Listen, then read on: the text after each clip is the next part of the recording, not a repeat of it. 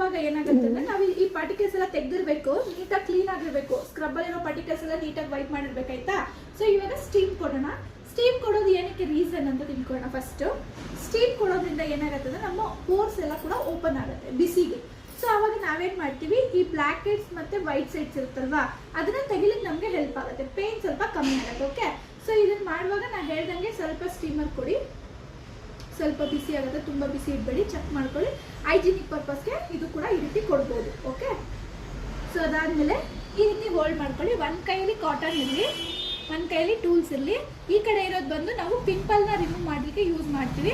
ನಾನು actually ಪಿಂಪಲ್ನ remove ಮಾಡಲಿಕ್ಕೆ refer ಮಾಡಲ್ಲ. ಯಾಕೆ ಅಂದರೆ ತುಂಬ ಜನ ಹೇಳ್ತಾರೆ ಅದರಿಂದ ಪೋರ್ಸ್ ಆಟೋಮೆಟಿಕಾಗಿ ಪೋರ್ಸ್ ಆಗಿದೆ, ನೀವು ಪಿಂಪಲ್ನ ತೆಗೆದು ಅಂತೇಳಿ. ಇವಾಗ ನಾರ್ಮಲಾಗಿ ಪಾರ್ಲರ್ಗೆಲ್ಲ ಹೋಗಲ್ಲ.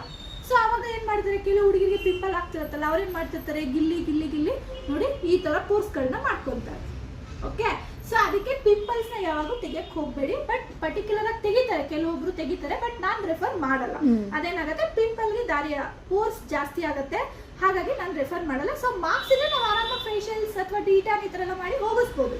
ಬಟ್ ನಾವೇನು ಮಾಡ್ತೀವಿ, ಪಿಂಪಲ್ನ ತೆಗೆಯೋದ್ರಿಂದ ಪೋರ್ಸ್ ಆಗುತ್ತೆ ಅಂತ ನಾನು ರೆಫರ್ ಮಾಡಲ್ಲ. ಓಕೆ, ಸೊ ಈ ರೀತಿ ಹೋಲ್ಡ್ ಮಾಡಿ ಅವರಿಗೆ ಉಸಿರಾಡಬೇಕು, ನೀಟಾಗಿ ಇಟ್ಕೊಳ್ಳಿ. ಫಸ್ಟ್ ಕನ್ನಡ ಮೇ ಬಾದ್ ಮೇ ಹಿಂದಿ ಮೇ, ಫಸ್ಟ್ ಕನ್ನಡ. ಓಕೆ, ಸ್ವಲ್ಪ ಇದು ಡ್ರೈ ಆಗಿದೆ ಅಂತಂದ್ರೆ ಬೇಕಾದ್ರೆ ಸ್ವಲ್ಪ ಮಟ್ಟಿಗೆ ವೆಟ್ ಮಾಡ್ಕೊಳ್ಳಿ ಆಯ್ತಾ. ತುಂಬಾ ಡ್ರೈ ಇರೋ ಸ್ಕಿನ್ ಅಲ್ಲಿ ಹಾಕಿ ಇದರಲ್ಲಿ ತೆಗಿಲಿಕ್ಕೆ ಹೋಗ್ಬೇಡಿ ಆಯ್ತಾ. ಸೊ ಇದನ್ನ ಹೆಂಗ್ ಪಿಕ್ ಮಾಡೋದಂದ್ರೆ, ವೈಟ್ ಹೆಡ್ಸ್ ಇದ್ರೆ ನಾವು ಈ ರೀತಿ ಪಿಕ್ ಮಾಡಬೇಕು. ಓಕೆ, ವೈಟ್ ಹೆಡ್ಸ್ ಇದೆ ಅಂದ್ರೆ ಈ ರೀತಿ ಮಾಡಿದಾಗ ಏನಾಗುತ್ತೆ, ವೈಟ್ ಹೆಡ್ಸ್ ನೀಟಾಗಿ ಬರುತ್ತೆ. ಸೊ ಬ್ಲ್ಯಾಕ್ ಹೆಡ್ಸ್ ಇದೆ, ಆಕ್ಚುಲಿ ಇವರಿಗೆ ಬ್ಲ್ಯಾಕ್ ಹೆಡ್ಸ್ ಇಲ್ಲ, ಇಲ್ಲಿ ಒಂದಿದೆ ಅನ್ಕೊಂತೀನಿ, ಇಲ್ಲ ಆಕ್ಚುಲಿ ಕ್ಲೀನ್ ಆಗಿದೆ. ಸೊ ಬ್ಲ್ಯಾಕ್ ಹೆಡ್ಸ್ ಏನಾದ್ರು ಇತ್ತಂದ್ರೆ ಅದು ಬ್ಲ್ಯಾಕ್ ಇರುತ್ತಲ್ವಾ, ಆ ಜಾಗದಲ್ಲಿ ಇಟ್ಕೊಂಡು ಈ ರೀತಿ ಪ್ರೆಸ್ ಮಾಡೋದ್ರಿಂದ ಏನಾಗುತ್ತೆ ಅಂದ್ರೆ ಈಸಿಯಾಗಿ ಬ್ಲ್ಯಾಕ್ ಹೆಡ್ಸ್ ಬರುತ್ತೆ.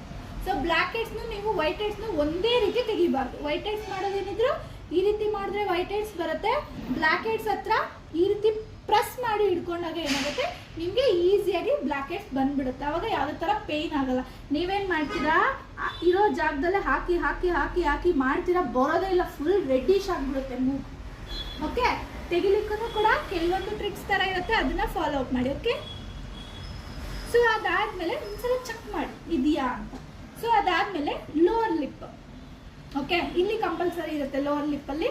ಸೊ ಅಲ್ಲಿ ಕೂಡ ಟೈಟ್ ಮಾಡಿ, ಅವ್ರಿಗೆ ಟೈಟ್ ಮಾಡ್ಲಿಕ್ಕೆ ಹೇಳಿ, ಜಸ್ಟ್ ಈ ರೀತಿ.